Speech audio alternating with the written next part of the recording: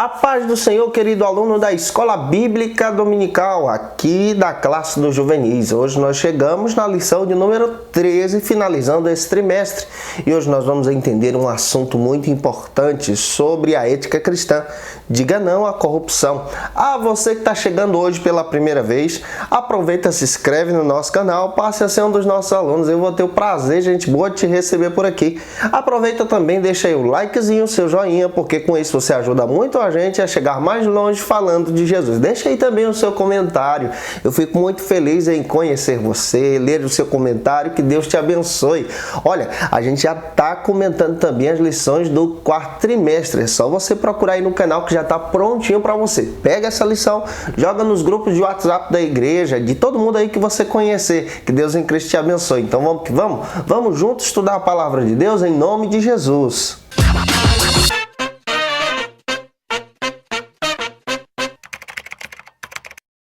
O tema da lição de hoje é um tema muito importante. Hoje nós vamos trabalhar sobre algo ético. Diga não à corrupção. Eu acredito que Deus em Cristo tem uma palavra toda especial para você, para que você se torne um instrumento de Deus na vida dos seus alunos. É muito importante você iniciar a sua aula pelo texto bíblico da lição. Lembre-se que você é servo da palavra.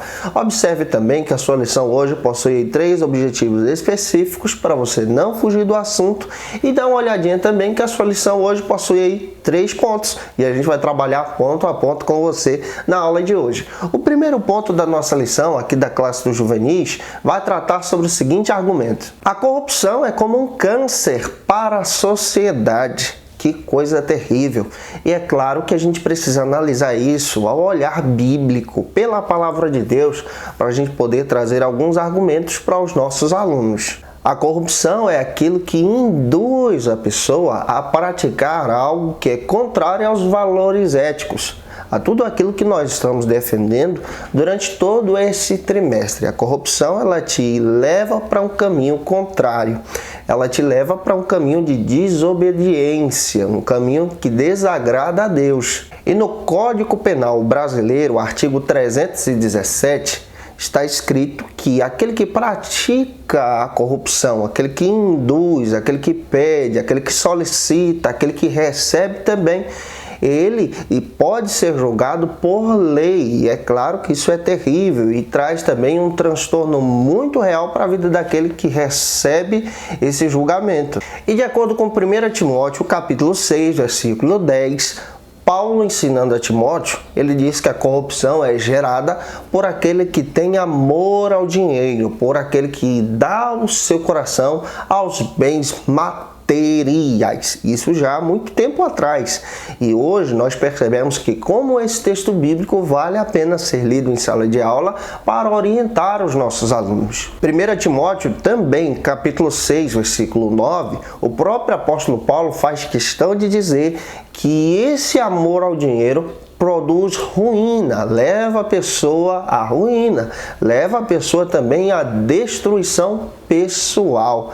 Isso aqui te afasta da presença de Deus e também acaba sujando a sua moral diante dos outros. Salmos 42, versículo 7, diz que um abismo chama outro abismo. A prática da corrupção leva à corrupção. Existem práticas da corrupção que levam a pessoa à morte, te leva também para o afastamento da presença de Deus. E como esse assunto é tão pertinente, é importante para ser ensinado aos nossos alunos em sala de aula, como a gente pode se corromper diariamente. Por exemplo, quando você induz a pessoa a fazer algo para que você receba algo em troca. Ou então quando você, por exemplo, recebe um troco errado e não devolve aquele valor. É interessante que essas práticas aqui também são práticas corruptíveis, também são práticas que nos afastam da presença de Deus. E a gente precisa entender que o cristão deve ser honesto em tudo que faz, nas suas ações, para agradar a Deus. Existem pessoas, especialmente na área política, que chegam a comprar votos, porque existem pessoas também que vendem os seus votos em prol de algo ou em troca de algum benefício. Isso também é corrupção e é tratado como crime no nosso país. Finalizando aqui o ponto número 1 da classe dos juvenis, apresente para os seus alunos a ação do tópico 1 e avance, gente boa, para o segundo ponto da sua lição, que vai tratar sobre o seguinte assunto aqui na classe dos juvenis. As escrituras condenam a corrupção. Esse segundo ponto ele tem um pequeno detalhe, ele tem duas divisões, dois subtópicos que a gente vai trabalhar com você. Como as escrituras condenam a corrupção. Êxodo capítulo 23, versículo 8. Já nos dias de Moisés havia um alerta para o povo hebreu contra a corrupção. É um texto bíblico que vale a pena ler para apresentar aos seus alunos que a corrupção é algo que não agrada a Deus e a palavra de Deus trabalha contra ela.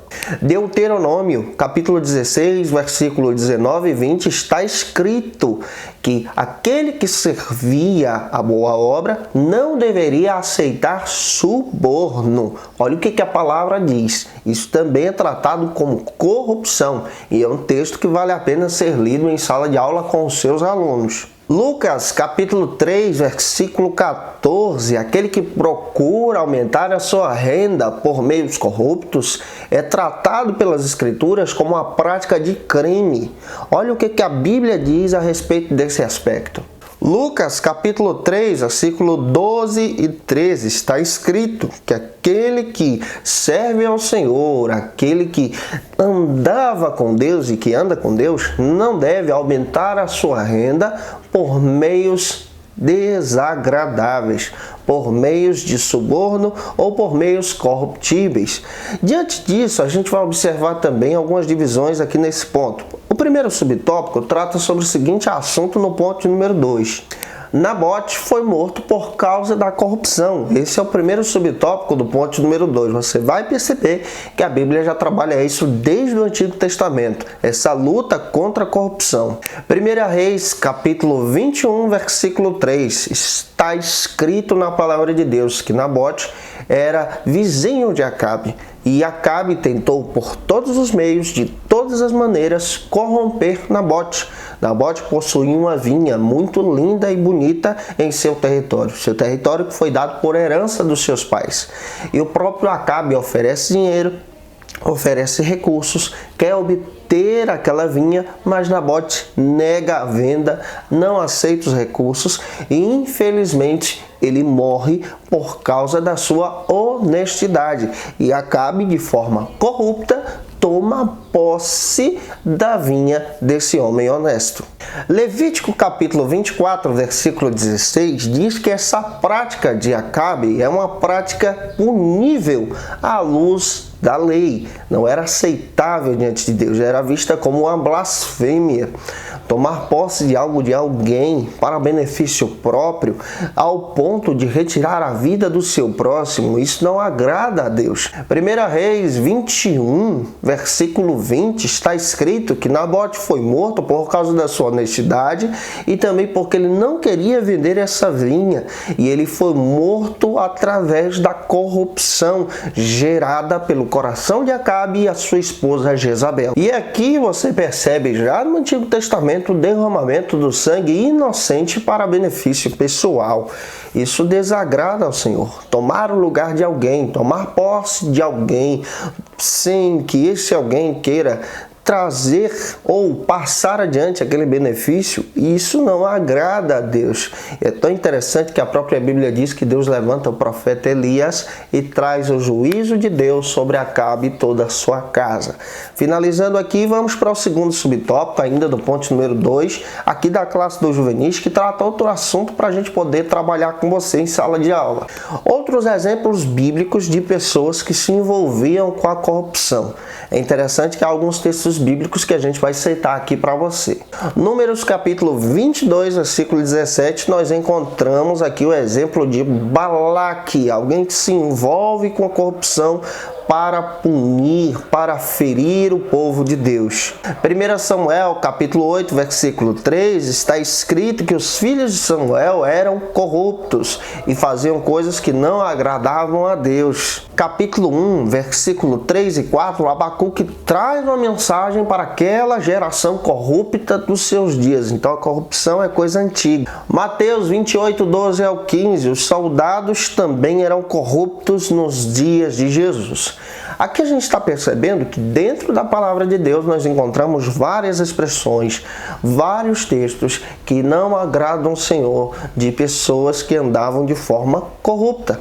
Finalizando aqui o ponto número 2, apresente então a ação do ponto 2 e vá para o terceiro e último ponto da sua lição aqui da classe dos juvenis, que vai tratar sobre o seguinte assunto. Seja um cidadão ficha limpa, seja um cristão ficha limpa, honesto, responsável, ético, de forma que agrade ao Senhor. Segunda de Pedro, capítulo 3, versículo 14, está escrito que o cristão deve andar de forma irrepreensível. Está escrito que o cristão não pode se envolver com a corrupção.